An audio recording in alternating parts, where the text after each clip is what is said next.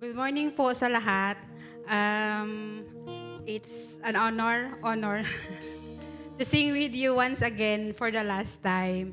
And this song is my single album. Single album. Hindi po, I thank the Lord for the life of BJ for so as we remember ng ating mga contest ng composition ng mga songs. So this is one of the hits. Hindi, ito po yung ang aming entry ng Abraham CJ. And every time I sing this alone ha. Pag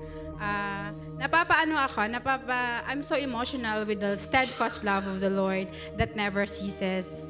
His mercies never come to an end, which is will be found in Psalms 136. And as way back when we remember the message of Pastora Sally of life transition sa life natin. So I remember, nare-relate ko to sa buhay namin as we're going in our transition of life that neither death nor life, nothing can separate us from the love of God. At yun ang pinanghahawakin natin sa buhay as Christians. That's why we still have the joy in serving the Lord. Amen? So, join me in singing.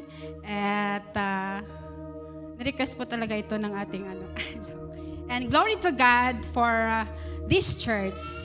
And thank you for my team for partnering with me in this ministry.